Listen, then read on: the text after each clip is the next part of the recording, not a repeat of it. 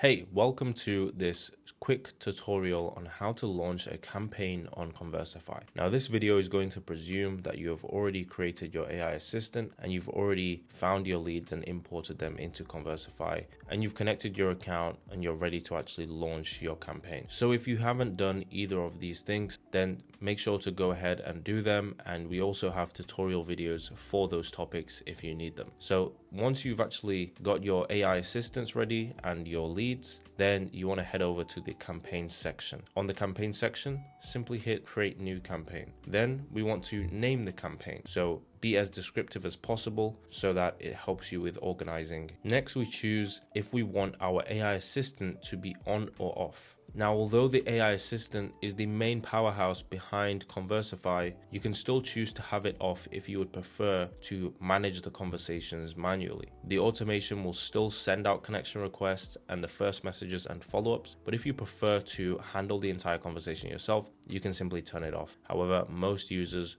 leave the AI assistant on to do what it does best, which is handle the conversations for you and book appointments on autopilot. Next, we select our AI assistant. Now, we can have multiple AI assistants for different goals and objectives, maybe even different offers. So we want to select the most relevant AI assistant for our campaign. Then we choose our reply mode. So we have fully autonomous is where the AI will handle everything completely autonomously. Review before sending is where the AI will actually draft a message and wait for your review and approval before sending the message out. So if you want to be the human in the loop just to review the messages before they get sent out, the AI will still read the conversations, it will draft the messages, you will just have to approve them before they go out. Most users, again, use fully autonomous just because the AI is already very good at what it does, and it allows you to respond to leads much quicker. Next is the campaign intensity. So this is simply how many steps we take in a campaign in terms of messaging a prospect. That consists of the first message that goes out to them and then a series of follow-up messages if they don't respond to that initial message. So we have conservative, which is 3 messages over 14 days. We have standard, which is 4 messages over 21 days. We have aggressive, which is 6 messages over 30 days, or we have custom where you can build your own timeline. For this example, I'm going to choose standard, which most users do, which consists of the first outreach message followed by 3 follow-up messages over 21 days. Most people respond to follow-up. So if you're just sending 1 outreach message, you are missing out on a ton of leads because a lot of people don't respond to the first message, but they might respond after the second or third follow-up. So standard is the perfect timeline for us. Next is choosing the time zone. So at Conversify, we analyzed hundreds of thousands of data points, and we found that the most effective time to send your initial outreach message is between 11 a.m. and 7 p.m. So for this example, I'm going to choose Eastern Time USA, and that's going to get me the best results I need for the people that I'm targeting. Next, I'll go ahead and select my leads. Now, depending on the different type of search you did to import your leads, again, if you haven't done this yet, please go ahead and watch the lead finder video. But here we can see all of the different types of leads that I've imported. So I've done a CSV import there, I've done a basic search there, I've done a sales navigator search there. Now I'm going to use the sales navigator. I find the best results from this. So I'll go ahead and click on that. And because these leads have been scored, I can rank them in relevancy order. So on the lead finder page, you can find the lead scoring tool where the AI will actually analyze all of your leads and it will rank them from best fits to worst fit. And if you have those leads scored, you can simply hit relevancy score and it will go in order. It will reach the best people first, giving you a lot more campaign efficiency. Then next, we want to configure messages. So here is where we configure all of our messages. So the first message and the series of follow-ups. And this is essentially what leads are going to see once we connect with them. So the first thing we have at the top is the subject line for InMail. Now, InMails are different from connection requests. They don't require a connection request. You don't require to be connected to someone to send an InMail. However, they are very limited. If you do have a Sales Navigator subscription, you can send anywhere from 50 to 200 InMails per month. If you don't have a Sales Navigator subscription, that number can be anywhere from 5 to 15 per month, which is very limited. But what we want to do is we want to put a subject line for the InMail because InMails actually come through with a subject line. So just think of it like an email. What would you put as the subject line, and then what would you put as the first message? You wouldn't put the same thing, right? So you have to treat the subject line for the InMail as you would a subject line for an email. So I would say something like, hey, first name, you could be getting way more leads from LinkedIn, and that is just the subject line. And then they will see my first message at the same time. So this will come up at the top of the message, then they'll see this message under it. So this would be sort of following on. Now, that is for the InMail. For regular connection requests, what happens is we send the connection request and then they get the first message once they've accepted. So this message still has to be structured in a way that is suitable for them to read this and understand exactly, what you're reaching out to them for. It just has to make sense as a first message. And then the rest of the boxes here are for the follow-ups, so if they don't respond to the first message. Now, if you are kind of stuck in terms of building the sequence, which many people get stuck, or many people don't know how to build an effective sequence, because there's a lot of things, right? You can't just put paragraphs and paragraphs for the first message and expect people to respond. You have to structure your messages in a way that's actually going to get responses. So instead of you having to go away and find out how to be a cold outreach expert, you can simply click on generate messages. And what will happen is your AI assistant will generate a sequence for you based on things that work. Everything that we implement at Conversify is based on data. We created these 3 approaches by analyzing hundreds of thousands of conversations and figuring out which type of messages get the best responses. And that is how I've been able to maintain an almost 50% response rate for the last 4 months straight. So we can click the direct approach, which is a straight to the point type of message, showing your pitch and giving value. Pattern interruption, which is maybe reaching out with a lighthearted joke or something a bit out of the box that they might have not have seen before. And then we have relationship building, which is reaching out with a slower pace, maybe asking a question, trying to build some rapport before diving into the pitch. Now, personally, I like being direct for something like Conversify. It's a low ticket product. It's straight to the point. I don't need to beat around the bush. I can show the value straight away. So I can click direct approach. And now what's going to happen is my AI assistant will take all of its knowledge on cold outreach and build me an outreach sequence specifically for me. So it's created my first message here, telling them about my offer and asking them if they'd be open to exploring it. We have my second message. We have my third message here, and then we have my last message where it's given a bit more information. It's also left them with the website if they want to go ahead and see that. So as the last follow-up, it's always good to just leave a calendar link or a website link, just in case they haven't seen the message, they haven't logged into LinkedIn for the past month, and then they come onto the chat and then they see the website. If they are interested from the message above, they'll go ahead and take action here, because we don't want to be messaging people following up for every few days for months at a time. Now, another feature that we have here is the AI personalized first message. And this can be really, really powerful in terms of having custom messages that feel personal to the person you're reaching out to. No one likes to feel like they've just received a templated message that's being blasted out to thousands of people. So being as specific as possible can be great to get high response rates. So all we have to do is select AI personalized and then type in a prompt for your AI assistant to follow. So this prompt will be describing how your AI should actually reach out to them, how it should structure the message. So we do have some presets here. So we have role specific pitch,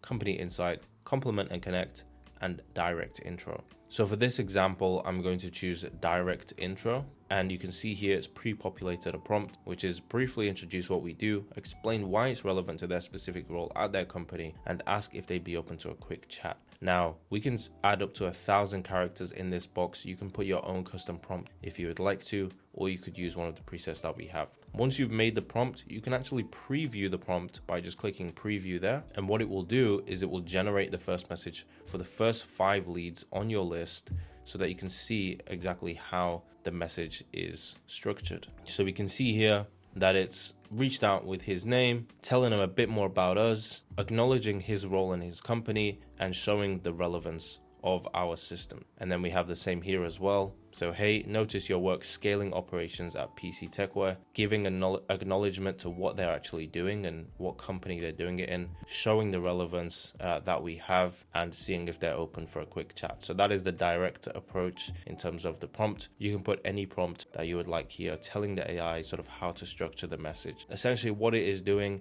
is it is going to their LinkedIn profile, it's reading everything about them, and then it's following your prompt. So it has access to all of the information on their LinkedIn profile page. And then on the side here, we have personalization tags. So if you are sort of building out this sequence manually, just remember that to actually say someone's first name, you do need to put in this tag here, that last name here, location. If you want to mention where they are, then you would put this tag, current position, and company. So as the last page on the campaign steps, we have extra settings. And this is a very, very powerful page because it allows a lot of engagement and high connection rates. We have to remember that before someone receives your message, they actually have to accept your request. So if they don't accept your request, they're never going to see your messages. So we have to do everything we can to get as many people as possible to accept our request. Now, there's a reason why I've been consistently holding up above 55% acceptance rate, which is extremely high,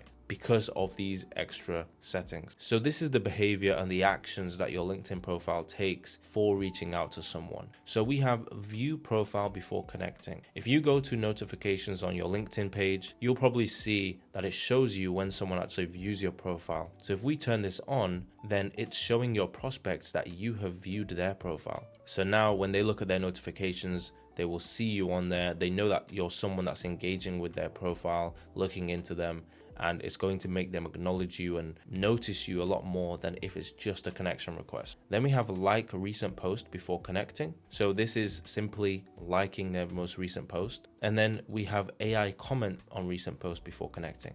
Now this one was the game changer for me. It really helped me increase engagement and get people to accept my connection request really quickly. So this is again a prompt-based scenario where we prompt the AI on how we want it to actually comment on people's posts. We do have some good presets here. I personally like to use short and punchy because it keeps the replies very short and simple and very human-like, and it also sounds very much like what I would personally say. So the prompt here is keep it to one short sentence max, be direct and conversational like a quick reply. And then what we can do here is we can preview what that prompt will actually look like when in action. So the AI is taking this prompt, it's looking at your prospect's most recent post, and it's leaving a relevant reply. So someone's made a post about lead gen and outreach, and I've made a simple comment saying the first reply is usually where the actual work begins, not where it ends, which is very true. And that is why Conversify is so good, I guess. But this comment is very relevant. It's very much something I would say, and this is what my AI agent would be doing for me. It will be commenting on people's pages, engaging with them before sending them a connection request. So you can already guess what happened. Someone sees me engaging with them, and then they see that I've sent them a connection request. So that person is way more likely to accept me because they know that I've been engaging with them. They recognize me, and so they're going to be a lot more likely to actually accept my request, and then they will receive my message. And also once they have accepted that request, they're probably going to be more likely to actually respond to me because I have been engaging with them. The next option we have here is to add a connection note to connection request. Now, if you have Sales Navigator, there is no limit to how many connection notes you can send with your connection request. But if you don't have Sales Navigator, it is very limited to a range of 5 to 10 per month. Now, I don't actually recommend having this on because we see lower acceptance rates when a connection note is on. Now, a connection note is simply where when we send a connection request to someone, they can see a line, a message that comes with it. Now, I personally leave this off, and we always recommend to leave this off, although it is an option, because we actually see lower response rates, lower connection rates when it is on. The reason why is it's simple human psychology.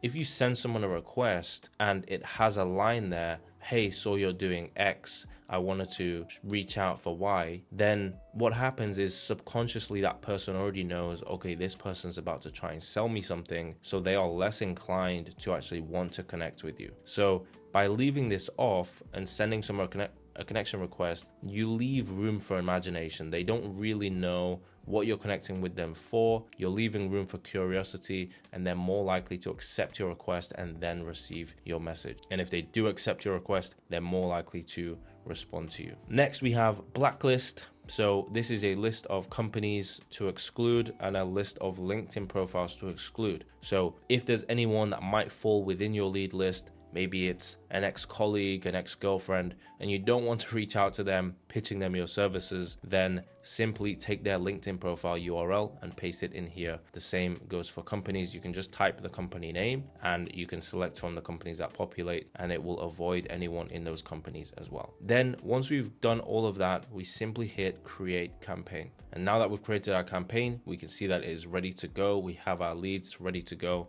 We simply hit launch campaign, and then our campaign is live. So just before we dive in, I just want to talk about the account limits. So LinkedIn, of course, have a limit to how many connection requests you can actually send each month, and Conversify stays within those limits. But you can actually dictate how many connection requests you want to send per week within those limits by simply going to account limits. Then you can move the slider along to set how many connection requests you want to send out per week, and also InMails. Now, InMails are very limited if you have a basic account. If you have a Sales Navigator account, you can send up to 200 per week, but it's not guaranteed to reach that number. And premium InMails, again, is only with a Sales Navigator account, and that can send up to 50 per month. Now, weekly message limits to existing connections, that is if you are reaching out to your existing network, and we can send up to 500 messages per week that way, and that is reaching out to existing network. So when it comes to weekly connection requests, these are going to be the main driver of our outreach. I always recommend to stay between 150 and 180 per week. That leaves you some room to actually send some manual requests. For example, if you go to networking events and you want to connect with a few people, it leaves you that room to do that, but it also makes sure that you're well within the limits of LinkedIn's policy. My account personally has been running for years doing a lot of outreach, so I just ramp it up to 200 per week because I know it's going to consistently hit that number. And if it doesn't hit that number, it's still going to stay within LinkedIn's limits, because our system automatically recognizes where the limits are at on your account and stays within those limits. So for most people, I will recommend a starting point of 150 and then ramping up to 170, 180 once your campaigns are in full flow. Now your campaigns are ready to go. Simply hit launch campaign and your campaign will be running. I hope you found this video useful. Let me know if you have any questions below. And as always, if you need help on the platform, just simply hit the need help button and our team will be there to help you straight away. So thanks for watching. I appreciate your time.